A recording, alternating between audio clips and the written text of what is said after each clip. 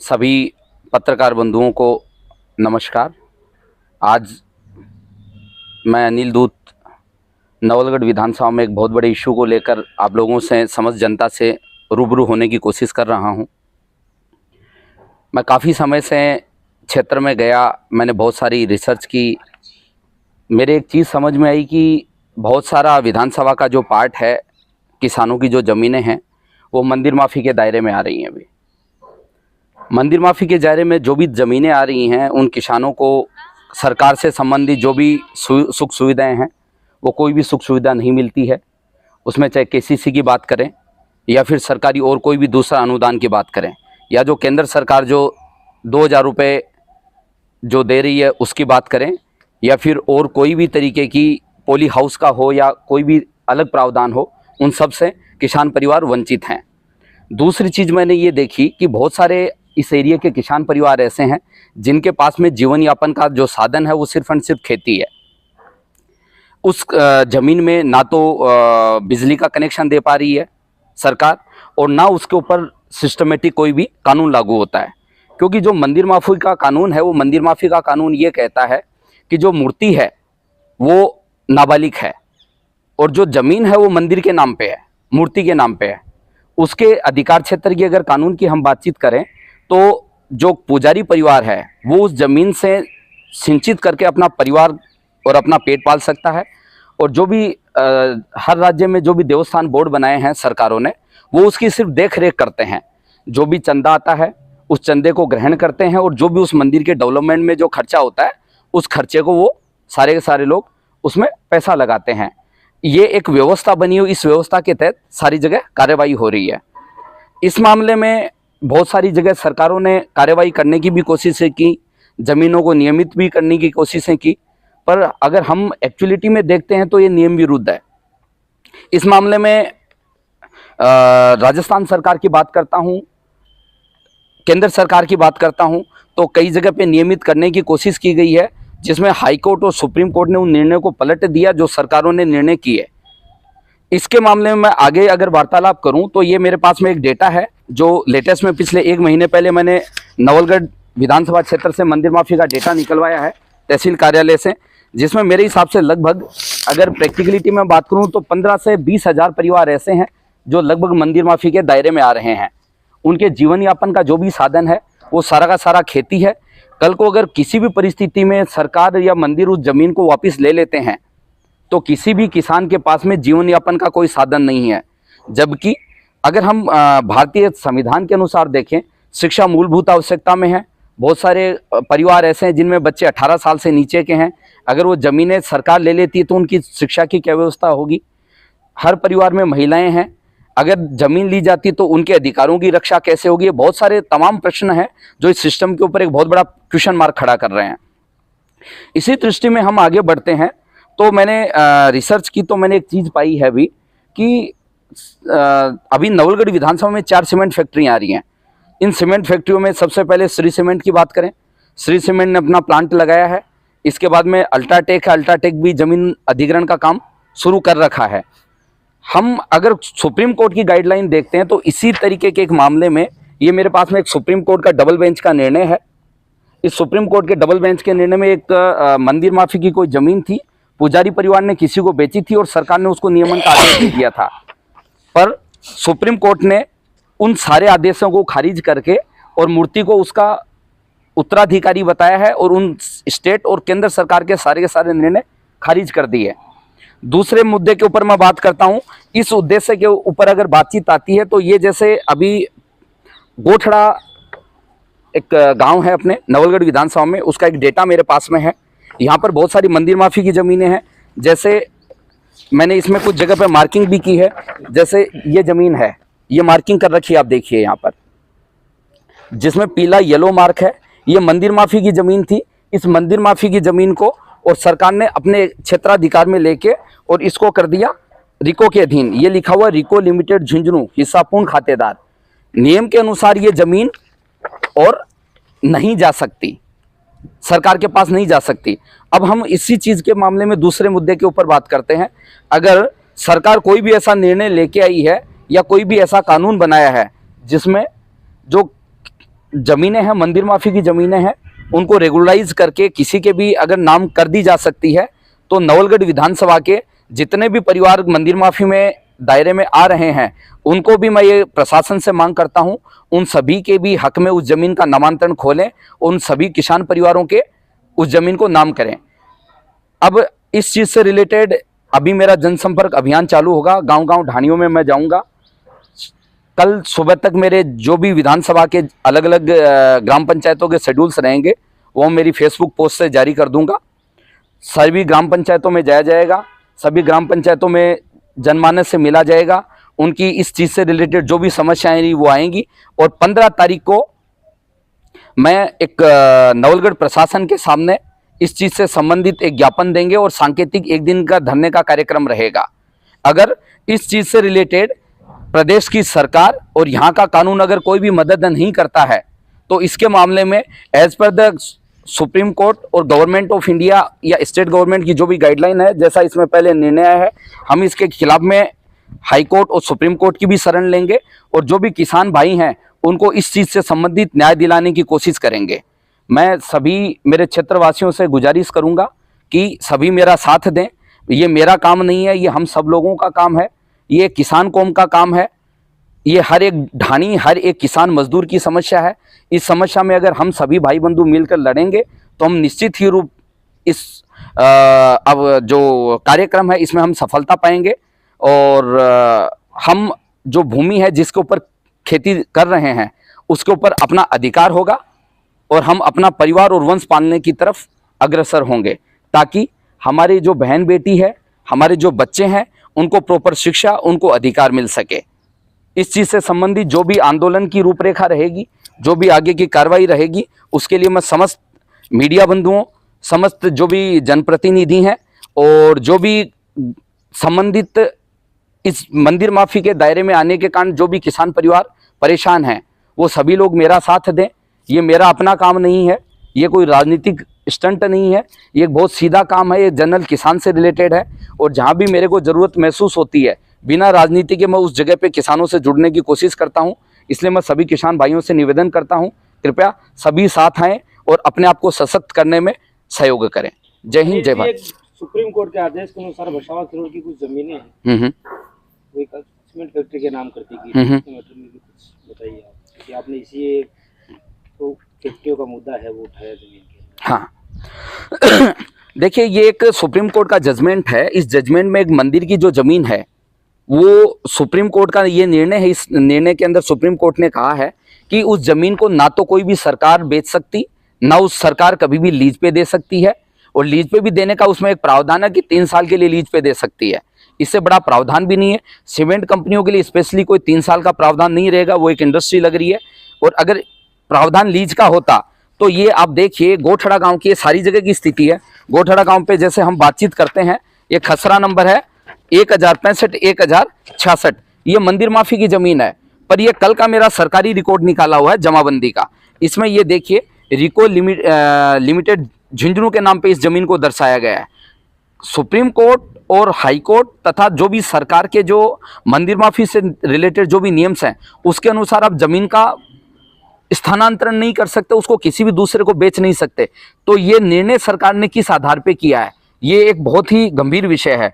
इस मामले में मैंने नगर पालिका इसको तहसील को भी इस मामले में मैंने एक रिपोर्ट मांगी थी कि साहब मेरे को वो निर्णय दीजिए जिस निर्णय के तहत इन मंदिर माफी की जमीनों को आपने बेचा है सीमेंट कंपनियों को। उनकी तरफ से इस मामले में कोई भी निर्णय नहीं आया है। और इसके साथ में एक बहुत बड़ी चीज और भी है, ये 5 दिन पहले की मेरी को रिपोर्ट दी गई है। 5-10 दिन पहले मैं मूलभूत मैंने लगभग 2-2.5 महीने पहले इसकी रिपोर्टिंग निकलवाई थी, आरटीआई लगाई थी। आरटीआई में मेरे पास में इसका एक आंसर आया था, ठीक है। इसमें इन्होंने जो मेरे को आंसर दे रखा है उसके अकॉर्डिंग ये कह रहे हैं अभी भी 1 महीने पहले तक कि ये जमीन हाल फिलहाल भी किसान के पास है। ये सरकारी रिकॉर्ड बोल रहा है। जबकि इसी का दूसरे रिकॉर्ड की बात करें तो ये रिकॉर्ड ये कह रहा है कि साहब 4 महीने 2019 में इसका नामांकन खोला था इन्होंने। सब एक चीज का सरकार 2 बातें कैसे कह सकती है। आप जो आरटीआई का जो रिकॉर्ड दे रहे हैं उस रिकॉर्ड के अकॉर्डिंग आप 1 महीने पहले काश्तकार को उसका मालिक बता रहे हैं, ओरिजिनल मंदिर का मालिक बता रहे हैं। इसके ऊपर आप ये देखिए कि माननीय तहसीलदार की मोहर भी लगी है। माननीय तहसीलदार की मोहर भी लगी है, जबकि इसी जमीन को 4 साल पहले और रिको लिमिटेड के नाम पे कर दिया गया। तो ये बहुत ही गंभीर विषय है सोचनीय कि साहब सरकार किस दिशा में कार्य कर रही है। सरकार के अधिकारी क्या कुछ भी समझ नहीं पा रहे हैं।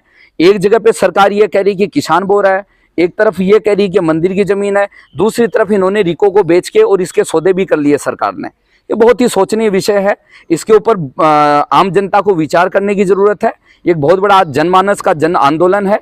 इस आंदोलन के तहत हर एक जो किसान परिवार उसके साथ न्याय होना चाहिए, ऐसा मैं आशा करता हूँ। शहर में भी कई जगहों पर मंदिर माफी जो है कॉलोनियां काटी जा चुकी हैं, बसाव तो से कईयों की काटने की तैयारी, इसमें क्या हो गया? देखिए ऐसा है, शहर में या हम कहीं भी बातचीत करें, जब तक वो मंदिर माफी का अगर हाई कोर्ट, सुप्रीम कोर्ट या जो देवस्थान बोर्ड है उसमें जब तक उस चीज की रिकॉर्ड में नहीं जाता है तब तक आप उस चीज को कह सकते हैं। अदरवाइज ये चीज लीगली कहीं भी सत्य नहीं है। आज से ठीक 1.5 साल पहले जैसे अभी प्रशासन शहरों के संग अभियान चल रहा है, जयपुर में कालवाड़ रोड का भी एक मामला है, जिस मामले में कुछ बिल्डर्स थे, उन्होंने कॉलोनी काटी ही। उस कॉलोनी काटने के बाद में उन्होंने जेडीए में नियमित के लिए फाइल लगाई। जेडीए ने उसके पट्टे जारी करने के लिए प्रोसीडिंग चालू कर दी। एकाएक हाई कोर्ट में ये मामला पहुंचा है और हाई कोर्ट ने सरकार के खिलाफ में उस मामले में भी निर्णय दिया है। सरकार को भी उस मामले में लताड़ा है कि जो आपके बनाए हुए कानून है आप उसको कैसे चेंज कर सकते हैं। या तो आप उसको चेंज करें तो विधिवत रूप से चेंज करें। आपका कानून अलग बोल रहा है और आप उसमें कार्यवाही अलग तरीके से कर रहे हैं, ये विधिवत रूप से इलीगल है। अगर ऐसी कोई भी जमीनें हैं तो मेरे हिसाब से आम जनता को उस चीज से बचना चाहिए, क्योंकि वो इलीगल है। अगर उस मामले में कभी भी कोर्ट की सह ली जाती है या इसके खिलाफ में कोई भी कार्रवाई की जाती है, ठीक है, तो सारी जमीनों के जो पट्टे हैं वो रिजेक्ट होंगे और वो जमीन पुनः मंदिर माफी के नाम पे दर्ज होगी। उदार कॉलेज के पास के भूखंड पर तहसीलदार के स्टे के आदेश के बाद में निर्माण कार्य चालू है, इसमें क्या है? देखिए ये प्रशासनिक व्यवस्था है, कैसे काम कर रहा है यहाँ का प्रशासन, इसके बारे में तो यहाँ का जो समाज और समझ जो जनता है वो बहुत अच्छे तरीके से जानती है किस तरीके से नवलगढ़ में कानून व्यवस्थाएं चल रही हैं, क्या स्थितियां हो रही हैं, सरकार किस हिसाब से काम कर रही है। ये पूरे राजस्थान की कहानी है, अकेली नवलगढ़ की नहीं है।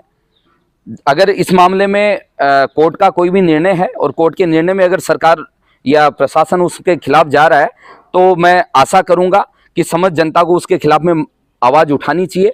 और इस मामले में जो भी प्रशासन इस तरीके की गतिविधियां कर रहा है, मैं शॉर्टली उस मामले को कोर्ट में लेके जाऊंगा और इसके खिलाफ में अपन जो भी कार्रवाई होगी उसको करने का प्रयास करेंगे। आपने लिस्ट बनाई है, ये गाँव की है या नवलगढ़ शहर नगर पालिका क्षेत्र में? इस मामले में नवलगढ़ विधानसभा से रिलेटेड जो भी कार्रवाई आ रही है, मतलब जिसके पास में नवलगढ़ विधानसभा में मंदिर माफी की जमीन है, जो हाल फिलहाल वो हो सकता है किसी बोरिंग के नाम पे हो या कोई छोटा मंदिर भी हो सकता है, वो हो सकता है कई जगह पे पीडब्ल्यूडी के ऑफिस भी खोल रखे हैं सरकार ने, हो सकता है कोई खेती कर रहा है या कहीं भी रहन की जमीन है, मतलब कोई भी आदमी निवास कर रहा है। इसमें नवलगढ़ विधानसभा का पूरा रिकॉर्ड अवेलेबल है, हर गांव का, हर ढाणी का, हर सिटी का, जैसे नवलगढ़ हो गया, मुकुंदगढ़ हो गया, और साथ में इसमें किस किस गांव में किस मंदिर के नीचे जमीन अधीन है वो भी रिकॉर्ड है। कितने, लगभग पूरे नवलगढ़ विधानसभा क्षेत्र की बात करें तो कितने ऐसे परिवार हैं जिनके पास मंदिर माफी की जमीन है और उस पर वो काश्तकारी कर रहे हैं? कितने लोग इस पूरे मामले में प्रभावित हैं? हाल फिलहाल की डेट में जैसे इसमें कई सारे रिकॉर्ड्स ऐसे हैं जो दादा के नाम पे है, कई जगह परदादा के नाम पे, कई जगह परदादा के पिताजी के नाम पे है।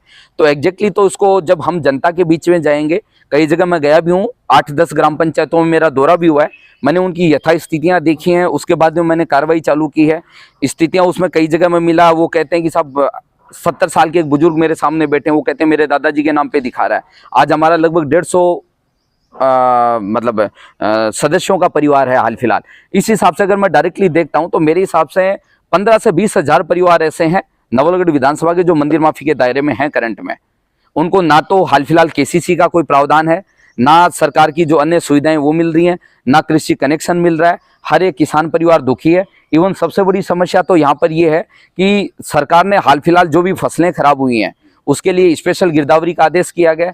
स्पेशल गिरदावरी का आदेश तो आप लोगों ने कर लिया, ठीक है, पर जो मंदिर माफी की जमीन बो रहा है, जिसके पास में आजीविका का कोई साधन नहीं है, उसके पास अब स्पेशल गिरदावरी का कानून भी लागू नहीं होता तो उसकी आजीविका का क्या साधन है? कल को वो सुसाइड करेगा, उनके बच्चे कैसे पढ़ेंगे? माताएं बहनें जो घर में सुरक्षित हैं, उनकी आमदनी का जीवन यापन अगर प्रभावित होगा, वो जीवन यापन कैसे करेंगे? बहुत बड़ा प्रश्न है अपने आप में, और इसके ऊपर सरकार को ध्यान देना चाहिए। और इस मामले में मैं इस मुद्दे को कोर्ट में भी लेके जाऊंगा। अगर सरकार इस मामले में जनता का सहयोग नहीं करती है, और इस मामले में हम कोशिश करेंगे कि सरकार इस हाई कोर्ट और सुप्रीम कोर्ट इस मामले में दखलंदाजी करके और सरकार को इस बारे में अवगत कराए, और जो भी सरकार निर्णय ले रही है उनके ऊपर स्टे करे। उसका थोड़ा विस्तृत जानकारी दीजिए। का आदेश मंदिर माफी का नियम ये कहता है कि आप यूं समझिए कि एक मूर्ति है, वो एक नाबालिग है। वो तो समझ में आ रहा है, थोड़ा कोर्ट का जो आदेश है उसकी बताइए। कोर्ट का आदेश है किस नाम से? कोर्ट का आदेश ऐसा था, ये एक पुजारी उत्तम आवास कल्याण समिति, ये एक मध्य प्रदेश का मामला था जो मेरे पास में है, और भी जजमेंट है अलग अलग राज्यों के। डेट कब की है? ये डेट है, डिसीजन डेट है इसकी 2021 की। 2021 में इसका डिसीजन हुआ है लास्ट में जाके, और ये वैसे मामला चला था, वो मामला चला था लगभग 1994 से, ठीक है। अब इसमें अलग अलग, सबसे पहले लोअर कोर्ट में गया, लोअर के बाद में हाई कोर्ट गया, हाई कोर्ट के बाद में सुप्रीम कोर्ट गए।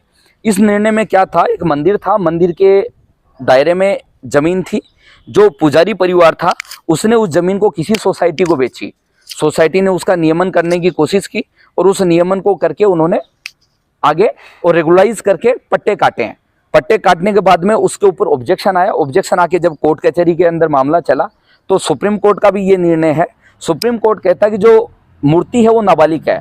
आप यूँ समझिए, एक बच्चा है, बच्चे की उम्र है 16 साल, उसको घर में खाना बनाने वाली दाई रखी हुई है जो उसकी केयर टेकर कर रही है, वो तो एक हिसाब से पुजारी परिवार होगा, आप यूँ समझिए। उससे रिलेटेड उसको तनख्वाह मिल रही है, जो भी उसकी संपत्ति से रिलेटेड उसके भी खर्चे चल रहे हैं। और जो देवस्थान बोर्ड है वो एक हिसाब से उसके केयर टेकर हैं। जैसे आज बच्चा है, उसके माता पिता दादा दादी खत्म हो गए, चाचा ताऊ हैं, उसके नाम पे जो भी संपत्ति चल रही है हाल फिलहाल, उस संपत्ति का जो वारिस है, जो देख रेख कर रहा है, वो उसके चाचा ताऊ हैं। पर उस जमीन को वो भी नहीं बेच सकते। उसकी संपत्ति में क्या अर्न आएगा, उससे रिलेटेड जो भी खर्चे होंगे वो वहां से खर्चे मेंटेन करेंगे। इसका मतलब ये हो गया कि जब तक मूर्ति किस रूप में नहीं आती, बालिग नहीं होती, तब तक उस चीज को आप सेल आउट नहीं कर सकते। और संविधान में मूर्ति को बालिग माना गया, नाबालिग माना गया। इस हिसाब से ये मंदिर माफी की जमीन कभी भी रेगुलाइज नहीं हो सकती, जबकि सरकारों ने बड़े बड़े उद्योगपतियों को इस मामले में निर्णय दिए हैं। मैं किसी भी उद्योग के खिलाफ नहीं हूँ, मैं किसी सरकार के खिलाफ नहीं हूँ, पर मैं ऐसा है, मैं किसान के भी साथ हूँ। मेरी फर्स्ट प्रायोरिटी, सरकार अगर फर्स्ट प्रायोरिटी उद्योग को रखती है, उद्योग को हम भी रखते हैं, क्योंकि जो उद्योगों से टैक्सेशन आता है उससे देश की अर्थव्यवस्था चलती है। पर मैं इस चीज़ के भी पक्षधर में हूँ कि यहाँ पर जो भी किसान परिवार प्रभावित हैं, वो भी एक परिवार रखते हैं। सरकार के बहुत सारे ऐसे योजनाएं हैं, बहुत सारे आम नागरिकों को ऐसे अधिकार हैं जिसमें आम जो बच्चा है, नाबालिग है, महिलाएं हैं, पुरुष हैं, शिक्षा है, रोटी कपड़ा मकान की बहुत सारी मूलभूत आवश्यकताएं हैं, जिनके लिए सरकार ने अलग अलग नियम बनाए हुए हैं। अगर ये मंदिर माफी की जमीनों के कारण किसी को भी अगर मूलभूत आवश्यकताओं से कोई भी किसान परिवार प्रभावित होता है, तो भी सरकार को उसको बचाने के लिए उसकी मोरल ड्यूटी बनती है। तो इसके खिलाफ में मैं इतना सा निवेदन करूंगा कि या तो सरकार, सीमेंट कंपनियां उनके ऊपर एक्शन लेके उनकी जमीनें वापस हटाए, और अगर सरकार उनको देने का अधिकार रखती है तो सरकार कोई भी कानून, स्टेट और सेंट्रल गवर्नमेंट इस मामले में कोई भी नया अध्यादेश या कानून बना के उन जमीनों को किसान परिवारों के ऊपर रेगुलाइज करे। क्योंकि मंदिरों के, मैं भगवान के खिलाफ में नहीं हूँ, पर मैं एक इंसान के भी पक्षधर हूँ। मेरा कहने का मतलब है कि मंदिर है, मंदिर आस्था का केंद्र है, वो हम सभी लोगों को संजो के एक धरातल के ऊपर लेके आता है। धर्म कोई भी हो, हम सब लोगों को एक आत्म चेतना में बांधने का काम करता है। पर यहाँ पर अगर हम देखते हैं तो हमारे लिए किसान परिवार भी जरूरी है।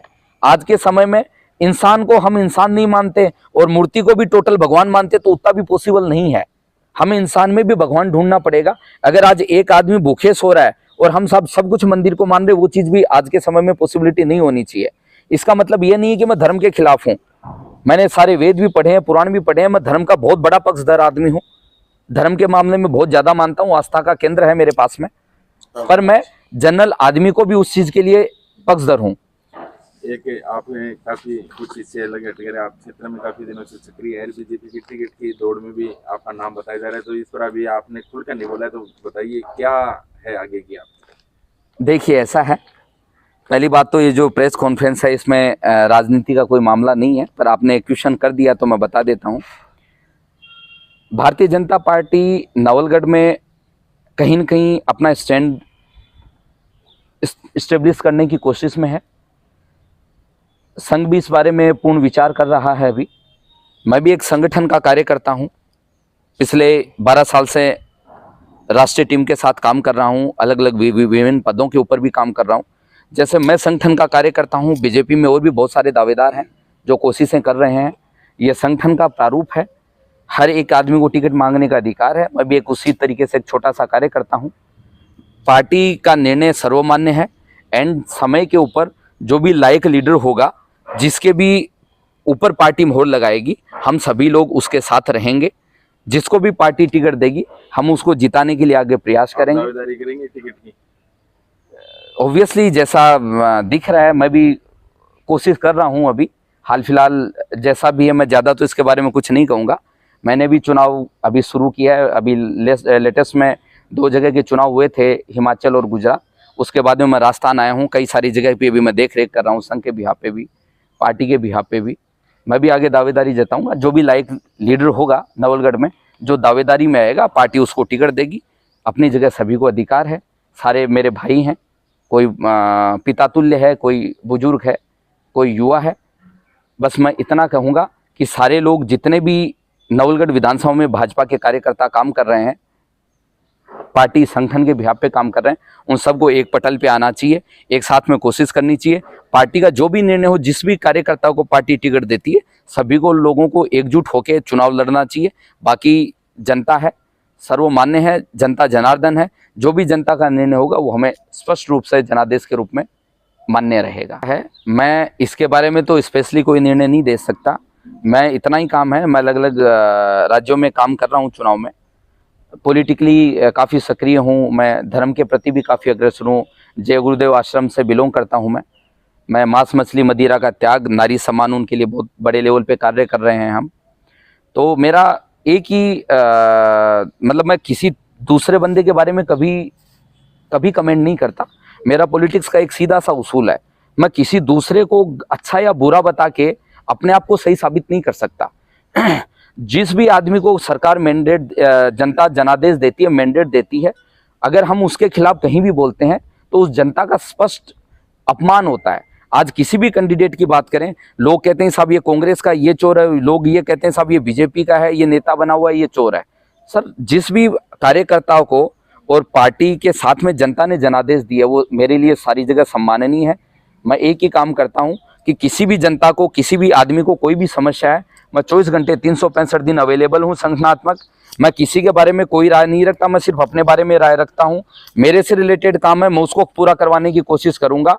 मैं अपने आप को बेटर साबित करके दिखाऊंगा। मैं किसी के ऊपर क्वेश्चन मार्क ना तो पहले खड़ा किया, न आज है, न मेरे मुंह से कभी आगे होगा। पर्सनली मैं कभी किसी को टारगेट ना किया है और ना करूंगा। ये मेरे परिवार के संस्कार हैं और यही मुझे परिवार ने संस्कार सिखाए, यही मेरे संघ से संस्कार है।